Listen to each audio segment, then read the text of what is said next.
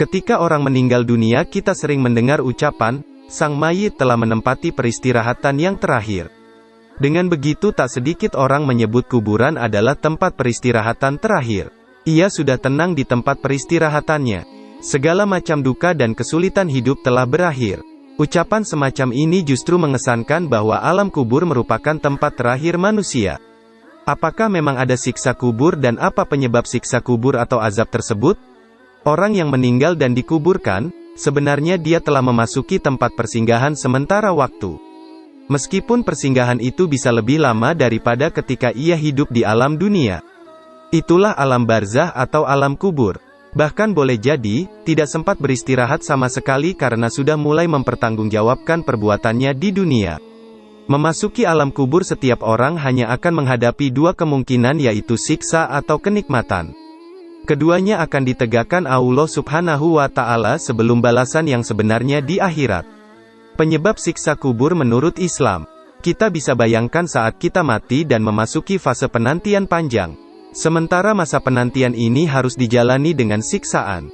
Demikianlah perumpamaan alam kubur dengan siksanya tentu sangat mengerikan. Itu sebabnya penting bagi kita mengetahui apa saja penyebab siksa kubur atau azab kubur. 1. Kekafiran. Kekafiran merupakan salah satu penyebab siksa kubur.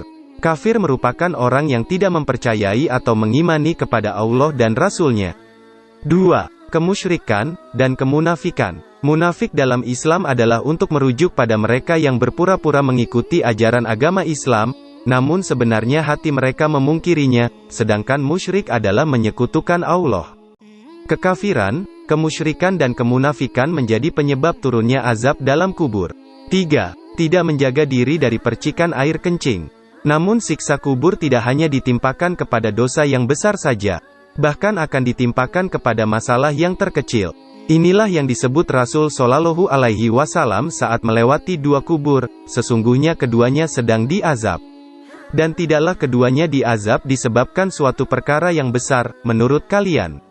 Salah satunya tidak menjaga diri dari percikan air kencing, sedangkan yang lain suka mengadu domba antara manusia. Beliau lalu mengambil sebuah pelepah kurma yang masih basah. Kemudian beliau belah menjadi dua bagian dan beliau tancapkan satu bagian pada masing-masing kuburan. Para sahabat bertanya, "Wahai Rasulullah, mengapa engkau melakukan ini?" Beliau menjawab, "Mudah-mudahan diringankan azab tersebut dari keduanya selama pelepah kurma itu belum kering." Muttafaqun alaih.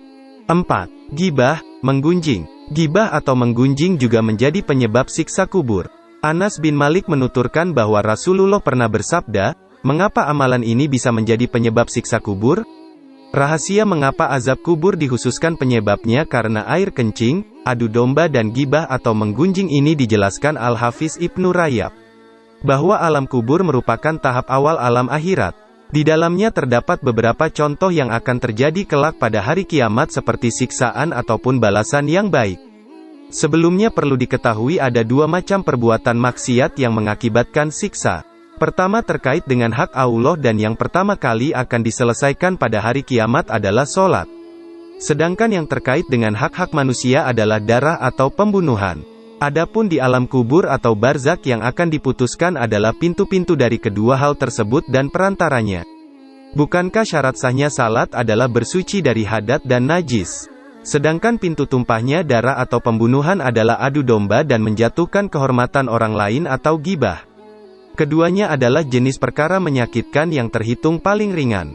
Inilah sebabnya bentuk azab diawali di alam barzak, alam kubur, dengan evaluasi serta siksaan karena keduanya. 5. Tidak mau membayar atau melunasi hutang. Penyebab lain azab kubur adalah enggan membayar hutang. Sebagaimana disebutkan dalam Ustadz Ahmad bahwa Nabi Shallallahu Alaihi Wasallam pernah tidak mensholatkan jenazah seorang yang masih menanggung hutang. Sampai akhirnya kemudian Abu Qatadah melunasi hutang orang tersebut. Lalu keesokan harinya ia menemui Nabi Shallallahu Alaihi Wasallam untuk mengabarkan hal itu. Lalu Nabi bersabda, "Sekarang kamu telah menyebabkan kulitnya menjadi adem, nyaman."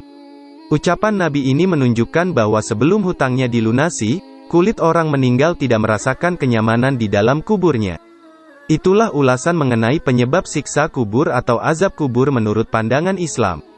Semoga kita semua terhindar dari siksa kubur yang perih. Maka dari itu, mulai dari sekarang jangan lakukan beberapa perbuatan yang menyebabkan azab kubur.